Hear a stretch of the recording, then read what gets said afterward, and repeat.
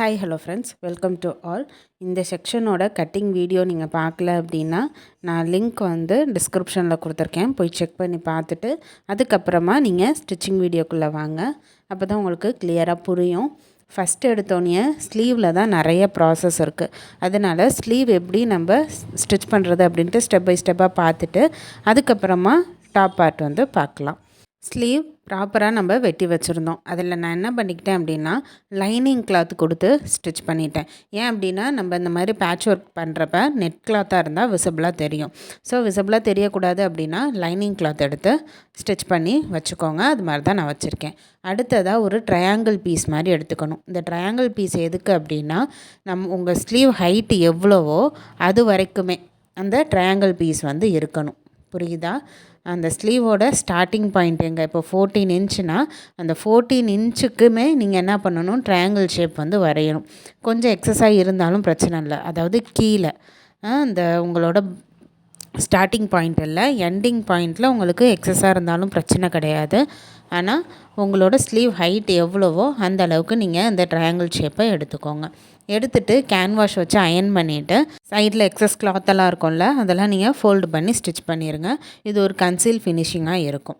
அடுத்ததாக நம்ம என்ன பண்ணணுன்னா கரெக்டாக அந்த மிட் பாயிண்ட்டு, அந்த ஸ்லீவோட மிட் பாயிண்ட்டும் அந்த ட்ரையாங்கிள் பீஸோட மிட் பாயிண்ட்டும் கரெக்டாக இருக்கிற மாதிரி வச்சுட்டு அதுக்கப்புறமா ஃபுல்லாக பீன்ஸ் கொடுத்துருங்க. அதே மாதிரி தான் டாப் போர்ஷன்லையும் நம்ம பார்க்கணும். மிட் பாயிண்ட்டில் கரெக்டாக வச்சு பின் பண்ணிடுங்க. அதே மாதிரியே பாட்டம் போர்ஷன்லையும் மிட் பாயிண்ட்டை கரெக்டாக வச்சு பின் பண்ணிடுங்க. நெக்ஸ்ட்டு இந்த 2 சைடுமே ஈக்குவல் டிஸ்டன்ஸில் இருக்கான்னு பாருங்கள். ஈக்குவல் டிஸ்டன்ஸில் இல்லை அப்படின்னா லைட்டாக அட்ஜஸ்ட் பண்ணிக்கோங்க. ஈக்குவல் டிஸ்டன்ஸில் தான் இருக்கணும். அப்போ தான் நம்ம ஸ்லீவ் வந்து ஸ்டிச் பண்ணிவிட்டு வியர் பண்ணுறப்ப நீட்டாக இருக்கும். ஸ்டிச்சிங் பார்த்திங்க அப்படின்னா அந்த 1/4 இன்ச்சுக்கு ஒரு லைன் இருக்குது பார்த்திங்களா, அந்த லைனில் ஸ்டார்ட் பண்ணி அந்த லைன் மேலேயே ஸ்டிச் பண்ணிவிட்டு வாங்க. இதில் பார்த்திங்கன்னா பாக்ஸ் ஷேப்லலாம் ஸ்டிச் பண்ணக்கூடாது. கரெக்டாக டபுள் ஸ்டிச் போட்டுட்டு ஃபினிஷ் பண்ணதுக்கப்புறம் தான் மறுபடியும் ஸ்டார்டிங்லேருந்து நீங்கள் என்ன பண்ணணும், ஸ்டிச் பண்ணிட்டு வரணும். அப்போ தான் அந்த ஷேப் கிடைக்கும். நம்மளோட டிசைன் என்னவோ அதுக்கேற்ற மாதிரி ஸ்டிச் பண்ணால் தான் பர்ஃபெக்டாக வரும். அதனால் ஃபஸ்ட்டு ஸ்டார்டிங்லேருந்து கொண்டு வந்து ஒரு சைடு முடிச்சுட்டு அதுக்கப்புறமா அனதர் ஸ்டார்டிங்லேருந்து கொண்டு வந்து அடுத்த சைடு வந்து ஃபினிஷ் பண்ணிடுங்க. இப்போ நம்ம அந்த ஷேப்புக்கு ஏற்ற மாதிரி ஸ்டிச் பண்ணியாச்சு.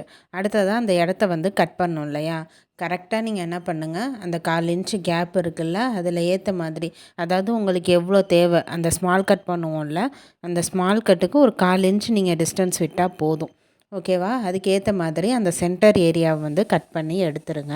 இந்த மடித்து தைக்கிறதுல 2 டைப் இருக்குது. ஃபஸ்ட்டு பாருங்கள், இப்படியே உங்களால் மடித்து தைக்கிறப்ப அந்த வி ஷேப் என்னால் கொண்டு வர முடியும் அப்படின்னா அப்படியே மடிச்சிருங்க. இல்லை அப்படின்னா சென்டர் ஏரியாவில் கட் பண்ணிவிட்டு அதுக்கப்புறமா மடிங்க. உங்களுக்கு எது ஈஸியாக இருக்கோ அது மாதிரி பார்த்துக்கோங்க. ஆனால் டேரெக்டாக ஃபோல்டு பண்ணுறப்ப நம்மளுக்கு அந்த வி ஷேப் கிடைக்கிறது கொஞ்சம் கஷ்டம்தான். அதனால் என்னோடய ப்ரிஃபரன்ஸ் என்னென்னா கட் பண்ணிவிட்டு ஃபோல்ட் பண்ணி ஸ்டிச் பண்ணதுக்கப்புறமா கூட நம்ம ஜாயின் பண்ணிக்கலாம். அது வந்து பர்ஃபெக்டாக தான் இருக்கும். அந்தளவுக்கு ஆக்வர்டாக இருக்காது, சுத்தமாகவே தெரியாது. நீங்கள் டேரெக்டாக மடித்து அடித்த மாதிரி தான் ஒரு நீட் ஃபினிஷிங்கில் தான் இருக்கும்.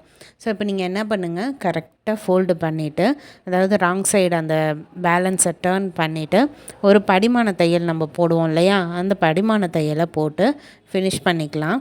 2 கிளாத்து செப்பரேட்டாக நம்ம பிரித்தோம்ல, இந்த சைடு நீங்கள் என்ன ப்ராசஸ் பண்ணிங்களோ அதே மாதிரி அனதர் சைடும் ப்ராசஸ் பண்ணி ஃபினிஷ் பண்ணிக்கலாம். நான் அப்படி தான் ஃபினிஷ் பண்ணி வச்சுருக்கேன்.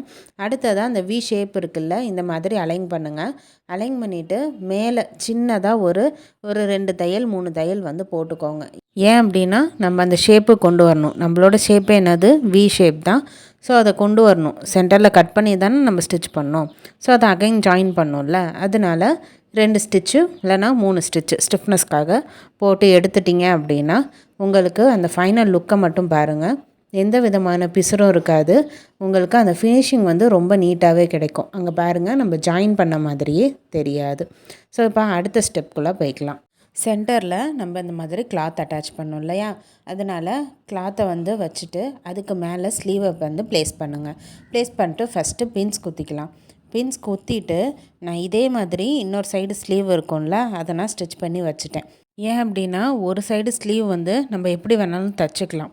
அதுவே இன்னொரு சைடு ஸ்லீவ் தைக்கிறப்ப தான் நம்மளுக்கு அந்த மெஷர்மெண்ட்ஸ் வந்து தேவைப்படும்.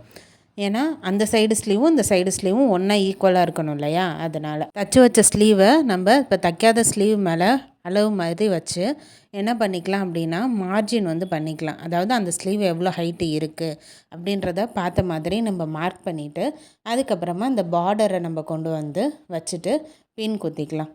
ஓகேவா, இதுதான் ப்ராசஸ்ஸு. நம்மளுக்கு இந்த கிளாத் வந்து எக்ஸஸாக தான் இருக்குது. ஸோ இதில் எவ்வளோ அளவு இருக்குதுன்னு பாருங்கள், 3.5. நம்ம தைச்ச இதில் பாருங்கள் எவ்வளோ அளவு இருக்குது, 3.5. அது மாதிரி நீங்கள் கரெக்டாக வச்சு ப்ளேஸ் பண்ணிக்கோங்க. மித்தபடி எக்ஸஸ்லாம் நம்ம வந்து ஸ்டிச் பண்ணதுக்கப்புறமா கூட கட் பண்ணி எடுத்துக்கலாம். இப்போ 3.5 இருக்கா, 3.5க்கு நான் ஃபோல்டு பண்ணி அடியில் தைக்கணும். அதுக்காக ஒரு 1/2 இன்ச்சோ 1 இன்ச்சோ நம்ம வந்து எக்ஸஸாக கொடுத்துட்டு அதுக்கப்புறமா ட்ரிம் ஆஃப் பண்ணுங்கள். இந்த மடித்து தைக்கிறதுக்கு சீம் அலவன்ஸ் விடுறதுக்கு மறந்துடாதீங்க. இல்லை அப்படின்னா ஒரு கை ஏற்றமாகவும் ஒரு கை இறக்கமாகவும் இருக்கும். இப்போ நம்ம வந்து 1 இன்ச் வந்து ஃபோல்டிங்க்காக கொடுத்தோம். ஸோ அதையும் நான் என்ன பண்ணிட்டேன், மடித்து தைச்சிட்டேன். இப்போ அடுத்ததாக இந்த லேஸ் ஒர்க் நம்ம கொடுக்கணும். லேஸ் ஒர்க் கொடுத்து முடித்ததுக்கப்புறம் நம்மளோட ஃபைனல் லுக்கான ஸ்லீவ் வந்து இப்படி தான் இருக்கும். பேக் சைடு பார்த்திங்கன்னா நம்ம தைச்சதுக்கான செல்வேஜஸ்லாம் தெரியும். ஸோ அதுக்கு நான் என்ன பண்ணிக்கிட்டேன் அப்படின்னா டோட்டலாக கன்சீல் பண்ணுற மாதிரி ஹெம்மிங் ஸ்டிச் போட்டு ஃபினிஷ் பண்ணி எடுத்தாச்சு. இப்போ ஸ்லீவ் வந்து நம்ம டோட்டலாக முடித்தாச்சு. அடுத்ததாக டாப் போர்ஷன் போய்க்கலாம். டாப்பில் நம்ம இந்த மாதிரி கட் தான் கொடுத்துருந்தோம். ஸோ ஃபஸ்ட்டு என்ன பண்ணுங்கள், அதை லைட்டாக ஃபோல்டு பண்ணி ஃபஸ்ட்டு ஒரு ஸ்டிச் பண்ணிவிட்டு அதுக்கப்புறமா அகைன் மறுபடியும் ஒரு ஃபோல்டு பண்ணி ஸ்டிச் பண்ணுங்கள். அப்போ தான் அந்த நெக்கு ஷேப்பு வந்து கரெக்டாக கிடைக்கும். ஃபஸ்ட் எடுத்தோடனே நம்ம டபுள் ஃபோல்டு பண்ணி ஸ்டிச் பண்ணிட்டோம் அப்படின்னா அந்த ஷேப் வந்து பர்ஃபெக்டாக கிடைக்காது, ஒரு மாதிரி இழுத்த மாதிரி ஆயிரும். ஸோ ஃபஸ்ட்டு ஒரு ஃபோல்டு பண்ணி ஸ்டிச் பண்ணி ஃபினிஷ் பண்ணிட்டேன்னா இப்போ அடுத்ததாக அகைன் மறுபடியும் நான் என்ன பண்ணிக்கிறேன், இன்னொரு ஃபோல்டு பண்ணுறேன். இன்னொரு ஃபோல்டு பண்ணிவிட்டு அதையும் அப்படியே நான் ஸ்டிச் பண்ணிக்கிறேன். ஸ்டிச் பண்ணதுக்கப்புறமா ஃபினிஷிங் பாருங்கள், அந்த யூ ஷேப் வந்து நம்மளுக்கு கரெக்டாக கிடச்சிருக்கும். இப்போ அடுத்ததான் இந்த லைனிங் கிளாத்தை மெயின் கிளாத்தில் வச்சு அட்டாச் பண்ணணும். ஸோ அதை நீங்கள் ப்ராப்பராக வைங்க. அது எப்படின்றத நான் சொல்கிறேன் பாருங்கள். இதில் ஆம் ஹோல் ஏரியா இருக்குது பாருங்கள், அந்த ஆம் ஹோல் ஏரியாவிலேருந்து கரெக்டாக நம்ம வச்சு பின் பண்ணணும். ஸ்டார்டிங் டாப்லேருந்து நம்ம வைக்கக்கூடாது. அந்த ஆம் ஹோல் ஏரியா வந்து லைனிங்லையும் மெயின் கிளாத்லையும் ஃபிக்ஸடாக இருக்கணும். சரியா, பர்ஃபெக்டாக இருக்கா, இது மாதிரி இருக்கணும். அப்படி இருக்கிறப்ப பின் பண்ணிவிட்டு மேலே வந்து அளவு எடுத்து பாருங்கள். இங்கிட்டும் 4.5 தான் வருது, இங்கிட்டும் 4.5 தான் எனக்கு கரெக்டாக வருது. ஸோ இது வந்து கரெக்டாக இருக்குது அளவு. இப்போ இதில் நான் எந்த அட்ஜஸ்ட்மெண்ட்ஸும் பண்ணலை. இதே நீங்கள் வந்து மேலேருந்து வச்சுருந்தீங்க அப்படின்னா கண்டிப்பாக கரெக்டாக வராது. ஸோ நீங்கள் ஃபஸ்ட்டே பர்ஃபெக்டாக வரணும் அப்படின்னா ஆம் ஹோலை கணக்கு பண்ணி நீங்கள் மெயினும் லைனிங்கும் ஒன்றா இருக்கிற மாதிரி வச்சுட்டு செக்யூர் பண்ணிக்கோங்க பின் வச்சு. அடுத்ததாக அந்த ஆம் ஹோல் ஏரியாவை மட்டும் ஸ்டிச் பண்ணி ஃபினிஷ் பண்ணிடுங்க. அதாவது அந்த ஆம் ஹோலு, அந்த நெக்கு, மறுபடியும் இன்னொரு ஆம் ஹோல் இருக்கா, அதை அப்படியே நீங்கள் ஸ்டிச் பண்ணி ஃபினிஷ் பண்ணிடுங்க. ஃபினிஷ் பண்ணதுக்கப்புறமா அந்த சைடில் லைட்டாக எக்ஸஸ் இருக்கும், அந்த எக்ஸஸை மட்டும் கட் பண்ணிக்கலாம். இதுக்கப்புறம் ஆஸ் யூஷுவல் நம்ம கீழே வந்து டபுள் ஃபோல்டு பண்ணி ஸ்டிச் பண்ணுவோம்ல, அதை ஸ்டிச் பண்ணிவிட்டு அடுத்ததாக நம்ம என்ன பண்ணிக்கலாம், சைடெல்லாம் நம்ம மெயினையும் லைனிங்கையும் வச்சு ஒரு ரஃப் ஸ்டிச் போடுவோம்ல, அந்த ஸ்டிச் போட்டு எடுத்துக்கலாம். இதே மாதிரி தான் நான் ஃப்ரண்ட் ஏரியாவும் நான் ஸ்டிச் பண்ணி எடுத்துக்கிட்டேன். இப்போ ஃப்ரண்ட்டில் பாருங்கள், அந்த ஆம் ஹோல் கிட்ட கொஞ்சம் எக்ஸஸ் எனக்கு இருக்குது. ஓகேவா, அந்த எக்ஸஸும் அடுத்து இந்த சைட்லலாம் எக்ஸஸ் இருக்கும் பார்த்திங்களா, அது எல்லாத்தையுமே நம்ம ட்ரிம் பண்ணி எடுத்துக்கலாம். ட்ரிம் பண்ணதுக்கப்புறமா ஃப்ரண்ட்டையும் பேக்கையும் நம்ம என்ன பண்ணணும், கரெக்டாக ஒன்றா இருக்கிற மாதிரி ஃபிக்ஸ் பண்ணிக்கோங்க. அடுத்ததான் நம்ம நெக் கட் பண்ண போகிறோம். நம்மளோட ஷோல்டர் உங்களுக்கு எவ்வளோ வேணும், 2.5 வேணுமா, அது மாதிரி வச்சுக்கோங்க. நெக்கு ஹைட்டு பார்த்தோம் அப்படின்னா நான் வந்து ஒரு 4.5 இன்ச் வச்சுருக்கேன்.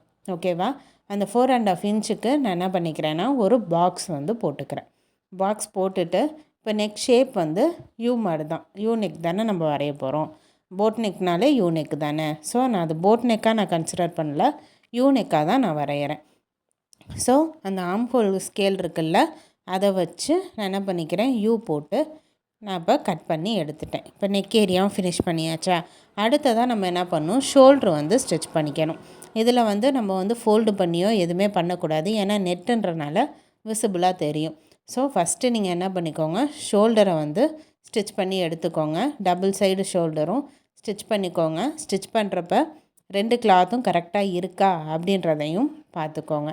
அதாவது ரைட் ஆன் ரைட் வச்சு தான் நம்ம ஷோல்டர் ஸ்டிச் பண்ணுறோமா அப்படின்றதையும் செக் பண்ணிவிட்டு அதுக்கப்புறமா ஷோல்டரில் வந்து டபுள் ஸ்டிச் போட்டு ஸ்ட்ராங் பண்ணிக்கோங்க.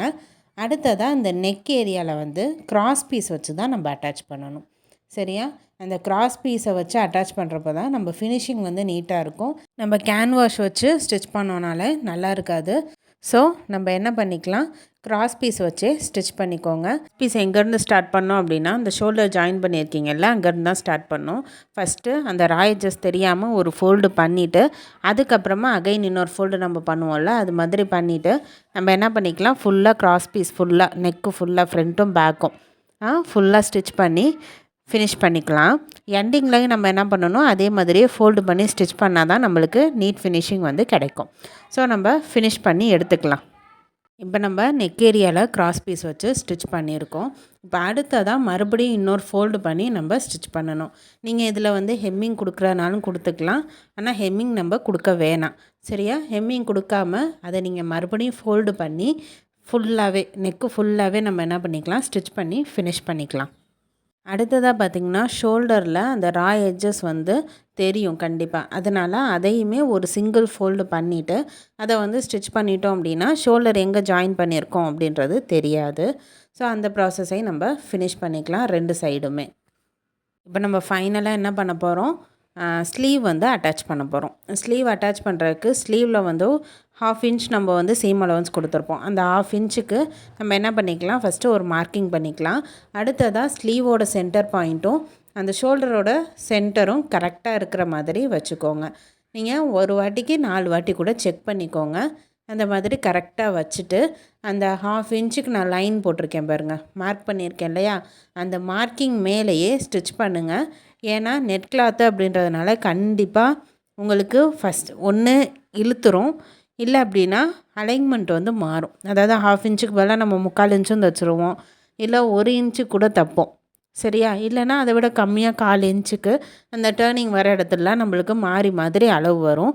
அப்படி மாறி மாறி வர்றதுனால தான் நம்மளுக்கு ஸ்லீவில் வந்து அந்த க்ரீசஸோ அந்த ஒரு மாதிரி சில விஷயம்லாம் மாறும், ஃபிட்டிங் வந்து இருக்காது. ஸோ நம்ம என்ன பண்ணிக்கலாம், பெஸ்ட்டு மார்க்கிங் கொடுத்துக்கோங்க. 1/2 இன்ச்னா 1/2 இன்ச்சுக்கு மார்க்கிங் கொடுத்துட்டு அது மேலேயே நம்ம ஸ்டிச் பண்ணிக்கோங்க. ஃபஸ்ட்டு ஒரு 1/2 ஸ்டிச் பண்ணிவிட்டு அதுக்கப்புறம் தான் another 1/2 ஸ்டிச் பண்ணணும். அப்படி ஸ்டிச் பண்ணி ஃபினிஷ் பண்ணதுக்கப்புறமா இன்னொரு ஸ்டிச் என்ன பண்ணிக்கலாம், ஃபுல்லாக ஸ்டார்டிங்லேருந்து எண்டிங் வரைக்கும் நம்ம ஃபுல் ஸ்டிச் கொடுத்து ஃபினிஷ் பண்ணிக்கலாம். ஃபினிஷ் பண்ணதுக்கப்புறமா பாருங்கள், ஷோல்டரோட சென்டரும் அந்த டிசைனோட சென்டரும் கரெக்டாக இருக்கணும். இப்போ அடுத்ததாக அந்த ஆம் ஹோல்லையும் நம்ம ஸ்டிச் பண்ண அந்த 1/2 இன்ச் கண்டிப்பாக தெரியும்.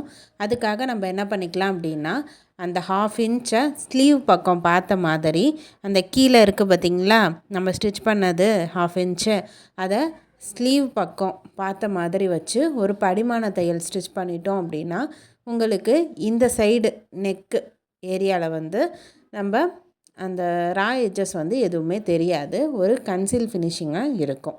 இதே மாதிரியே 2 சைடுமே நம்ம ஃபினிஷ் பண்ணிக்கலாம். இப்போ அடுத்ததாக பாருங்கள், அந்த சைடு ஜாயினிங் ஓகேவா, அந்த சைடு ஜாயினிங் வந்து மார்க் பண்ணி நான் எடுத்துக்கிட்டேன். நான் எவ்வளோ என்னோடய அளவோ அந்த அளவுக்கு நான் மார்க் பண்ணி எடுத்துட்டேன். இப்போ நம்மளுக்கு அந்த ஹிப் ஏரியாவில் ஒரு ஷேப் வந்து கிடைக்கணும் அப்படின்றதுக்காக கீழே இருந்து ஒரு 2.5 இன்ச்சுக்கு நான் என்ன பண்ணிக்கிட்டேன், ஒரு ஷேப் வந்து நான் கொடுத்துக்கிட்டேன். நம்ம என்ன பண்ணுவோம், ஒரு ஸ்ட்ரைட்டாக ஒரு லைன் போடுவோம். அது மாதிரி நான் லைன் பண்ணாமல் ஒரு ஷேப்பாக நான் கொண்டு வந்ததுனால நான் வியர் பண்ணுறப்ப அந்த ஷேப்புக்கு ஏற்ற மாதிரி அழகாகவே வந்து நிற்கும் அந்த ஹிப் ஏரியாவில். ஓகேவா? நம்மளுக்கு எவ்வளோ தூரம் நான் ஷேப் கொடுத்துருக்கேன் பாருங்கள், ஒரு 1/4 இன்ச்சு கிட்டக்க நான் வந்து ஒரு ஷேப் கொடுத்துருக்கேன். ஓகேவா? அந்த ஷேப் நீங்கள் கொடுக்குறதுனாலும் கொடுக்கலாம், இல்லை கொடுக்காமல் நீங்கள் ஸ்ட்ரைட்டாக ஒரு லைன் போட்டும் எடுத்துக்கலாம். ஓகேவா? உங்களோட ஸ்லிட்லேருந்து என்ன பண்ணணும், ஒரு 2.5 இன்ச் மேலே அந்த கர்வ் கொடுத்து ஃபினிஷ் பண்ணி ஒரு வாட்டியாச்சும் இந்த ஷேப்பில் ட்ரை பண்ணுங்கள். கரெக்டாக உங்களுக்கு வந்துச்சு அப்படின்னா அதையே கண்டினியூ பண்ணுங்கள். இல்லை எனக்கு ஆஸ் யூஷுவல் நான் எப்படி தைக்கிறேனோ அதே மாதிரியே நான் தைச்சிக்கிறேன் அப்படின்னாலும் அது உங்களோட விஷ் தான். குர்த்தியோட சைட் பார்ட்லேயே நம்ம என்ன பண்ணுவோம், 3 ஸ்டிச் வந்து கொடுப்போம். 1/4 இன்ச் கேப்பில் 3 ஸ்டிச் கொடுப்போம்.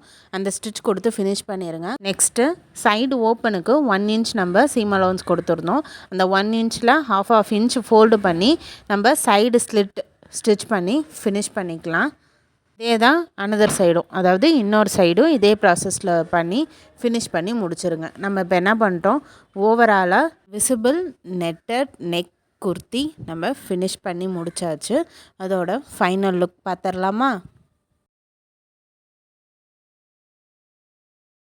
இந்த குர்த்தியை பொறுத்தளவில் ஃப்ரண்ட்டில் ஃபுல்லாக டிசைன் வந்ததுனால நெக் ஏரியாலாம் வந்து விசிபிளாக தெரியல. ஆனால் பேக் சைடு வந்து ப்ளைன் நெட்டு தானே, அதனால் பேக் சைடு அந்த டிசைன் வந்து விசிபிளாக தெரியுது. இந்த குர்த்தியோட ஃபிட்டிங்கும் சரி ஸ்டிச்சிங்கும் சரி ரொம்பவே பர்ஃபெக்டாகவும் ப்ராப்பராகவும் இருக்குது. ஸோ அந்த ஷேப்லாம் பாருங்கள் கரெக்டாகவே எனக்கு வந்து வந்திருக்கு. ஸ்லீவ் பாருங்கள், அந்த வி ஷேப்பும் சரி, அந்த டிசைன் அந்த பேட்ச் ஒர்க் கொடுத்தோம்ல அதுவும் சரி ரொம்பவே பர்ஃபெக்டாக வந்திருக்கு. பின்னாடி பாருங்கள் விசிபிளாக தெரியுதுன்னு சொன்னால அந்த நெக்கு வந்து விசிபிளாகவே தெரியுது. ஸோ இதுதான் நம்ம குர்த்தியோட ஃபைனல் லுக்கு. உங்களுக்கும் பிடிச்சிருந்துச்சி அப்படின்னா லைக், ஷேர் அண்ட் சப்ஸ்கிரைப் பண்ணுங்கள். கண்டிப்பாக இந்த மாடல் குர்த்தி ஒன்று ட்ரை பண்ணுங்கள். ட்ரை பண்ணிவிட்டு உங்களோட கமெண்ட்ஸை ஷேர் பண்ணுங்கள். இதில் ஏதாவது டவுட்ஸ் இருந்துச்சுன்னா சொல்லுங்கள், நான் கிளியர் பண்ணுறேன். தேங்க்யூ.